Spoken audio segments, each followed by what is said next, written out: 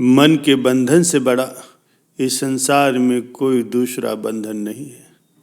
सभी लोग एक दूसरे से मन के बंधन से ही बनते हैं।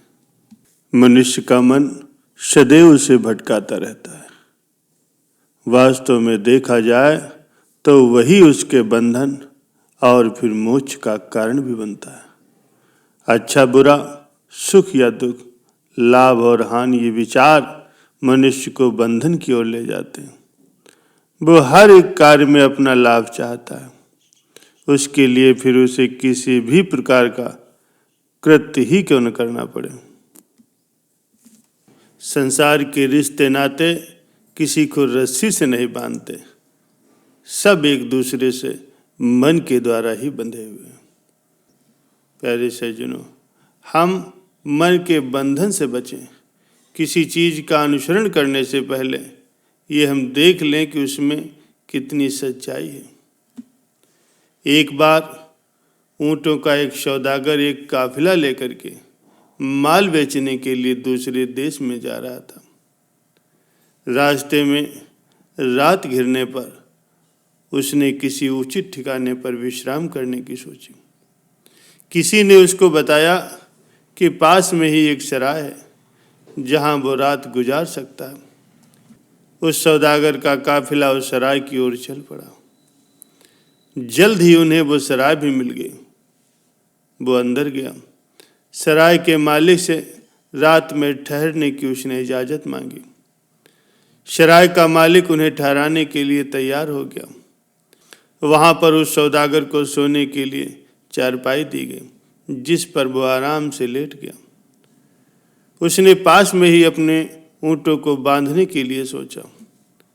ऊँटों की रस्सी बांधने के लिए वहां खूंटियां गाड़ी गई। आदत के मुताबिक जो ऊँट उन खूंटियों से बंध गए, वे पास ही बैठ करके आराम से सुस्ताने लगे। पर एक ऊँट को बांधने के लिए एक खूंटी और रस्सी कम पड़ गई। वो सोच में पड़ गया कि उसे कैसे बांधा जाए। उधर वो ऊँट भी खूंटी से बंधे बगैर बैठने के लिए तैयार ही नहीं था। सराय का मालिक भी ये देख रहा था। उसने उस सौदागर को सलाह दी कि झूठ मूठ ही जमीन में एक खूंटी गाड़ने का यत्न करे और उसी तरह से झूठ मूठ रस्सी बांधने की कोशिश करे। बस ऊँट को ये लगना चाहिए कि खूंटी गड़ गई और रस्सी बंध गई। उसकी ये तरकीब काम आई। ऊँट बैठ गया और सुस्ताने लगा। सवेरा होने पर फिर वैसी ही समस्या सामने आई। खूंटी उखाड़ने पर सब ऊँट तो उठ बैठे, पर वो ऊँट उठने को तैयार नहीं था। सराय मालिक ने फिर सलाह दी कि झूठ मूठ ही खूंटी को उखाड़ो और झूठ मूठ ही रस्सी खोलने का यत्न करो और रस्सी को हिला करके उसे उठाओ। ऐसा ही किया गया। इस बार वो ऊँट बैठ गया और काफिले के साथ चलने के लिए तैयार हो गया। सराय मालिक ने उन ऊँटों की हरकत को देख करके उस सौदागर से कहा, कई मनुष्यों की आदत भी इसी ऊँट की तरह होती है, जो कि ढर्रे के आदी होते। उन्हें झूठ मूठ का बंधन सच लगता है। वे इस सच को जानने और समझने की कोशिश नहीं करते। इसी कारण जो कुछ सरल सुगम अभ्यास में आ गया, वह फिर उनके स्वभाव से छूटता नहीं। वो संसार के झूठे बंधनों को सच मान करके उसी में बंधे रहते हैं और दुख तकलीफ उठाते हैं। प्यारे सज्जनों, सार यही है, संसार के झूठे बंधनों से बचें। किसी चीज का अनुसरण करने से पहले ये विचार कर लें कि उसमें कितनी सच्चाई है और अच्छी तरह सोच विचार करने के बाद ही किसी चीज को अपनाएं। प्यारे सज्जनों, मनुष्य का मन ही उसके बंधन और मोक्ष का कारण बनता है। फिर यहाँ पर एक प्रश्न ये उठता है कि संसार की समस्त वस्तुएं तो जड़ है और उसका मन भी जड़ है, फिर वो उसको कैसे बांध लेता है।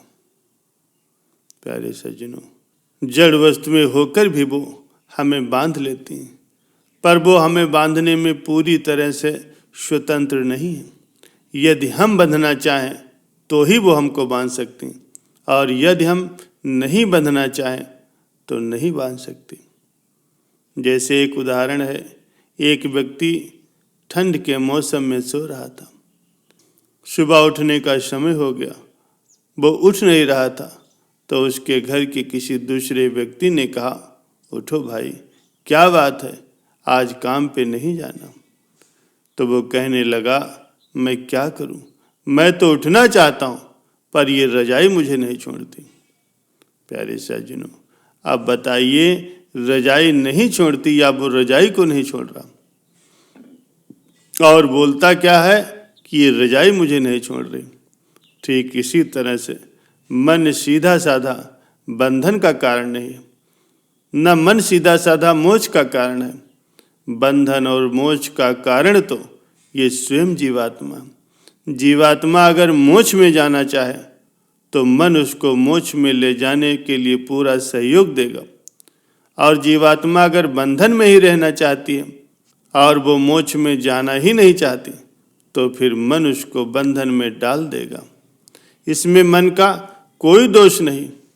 मन एक जड़ वस्तु है, फिर भी वो इस नाम से कह दिया जाता है, जैसे ये कह दिया जाता है कि मेरी तो इच्छा है पर ये रजाई मुझे नहीं छोड़ रही।